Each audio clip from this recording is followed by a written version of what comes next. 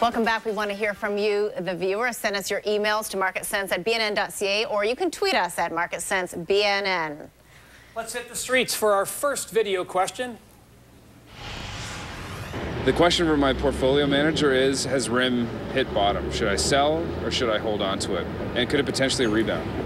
Let's take an email question. This one comes... Well, I would suggest that if the gentleman that was asking the question was 50 or 60 or 70 years of age, I would say run away. Obviously, a younger gentleman, probably interested in growth, so maybe he's going to be interested in RIM. However, I would say that you want to wait a little while. The financials are going to continue to deteriorate. There's really no catalyst until the BBX10 comes out in the fall. So I would wait for a little disappointing news, and if the stock got down a little bit more, maybe I would buy a 15 or 20% of what potentially could be a total position. In other words, a toe hold. But this is clearly a wait-and-see stock for taking a full position, even if you're fairly tolerant for risk. Dana, I want to get your take on RIM right now. I mean, what do you think? What would you be doing with the stock? Would you be buying here? Do you think that there is a potential catalyst coming in terms of a takeout? You know, that's very possible, but that's not how we invest the money. Yeah. It's one of those things that you can't short the stock, because any day you might have the news that somebody says they're going to be taken out, so it'll rally and there's going to be short covering and you're going to get squeezed. You can't go long because there's really no reason to go long. They're losing market share right now, and until it turns around, there is no need to try and pick a bottom that you have absolutely no idea which way it's going. Okay, and you have an email question as well. Okay, this one comes from Doug and Irene. They ask, what's your opinion on the frackers, Calfrac, Trican, and Canyon, short and longer term? Thank you for your question. Fracking.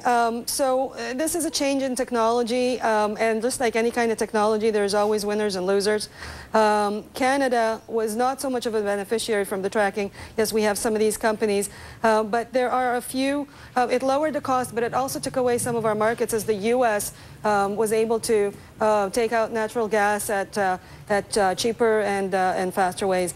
We need that pipeline to go from Horton River to Kitimat, and natural gas prices need to go up a little bit before we would like to see these stocks in our portfolios. Yes, I recognize that they're down so much, but this is exactly the same thing like RIM.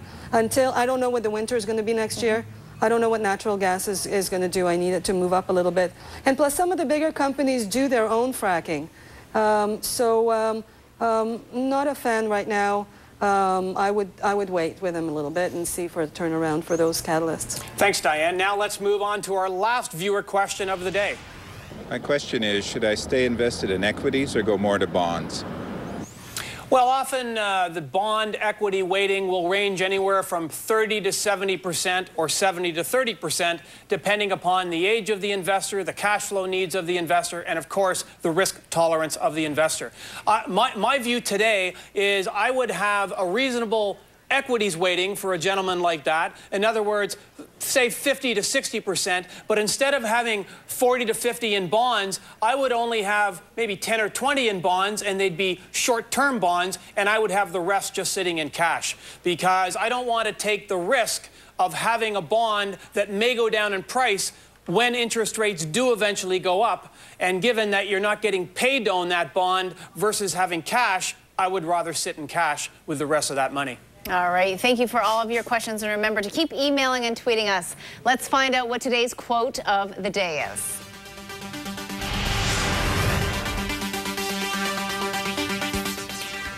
Today's quote of the day comes from Jamie Dimon, Chairman and CEO of JP Morgan. He remained upbeat on the U.S. economy despite some weaker than expected economic data released last week. On the firm's conference call this morning, Dimon addressed the U.S. housing market, arguing that housing is very close to a bottom and businesses are very well capitalized and in good shape. Wow, well, that's a great quote. What do we think about that? Well, I think it's easy to say the housing is bottomed, even if I don't necessarily agree with that. But that doesn't say it's going to start going up again. I think the housing market is just going to stay along the bottom for another 2 or 3 years. It's entirely possible, but there's some good stuff on the horizon. The prices have started going down. The affordability has started going up a little bit. The time that it takes to sell a house has become shorter. You don't have that much supply on the market anymore. So at least it stopped going down. And in this reparation, we don't want huge growth. We want it to go steady. But in terms of what he was talking about, the companies are well capitalized. There is lots of cash. Companies are doing much better than the consumer, and companies are doing much better than the countries.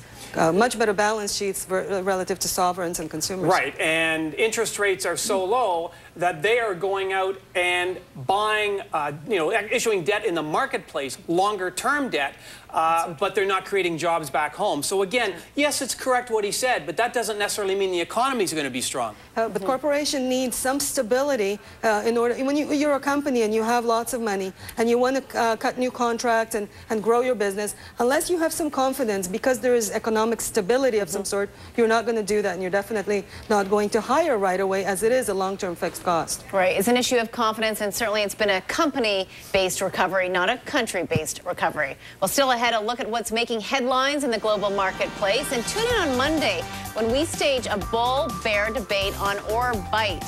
The company is in a hot seat after a report criticized their production process, and we'll also sit down with a Bay Street legend, Mike Weckerle, a co-founder of GMP and former head of trading.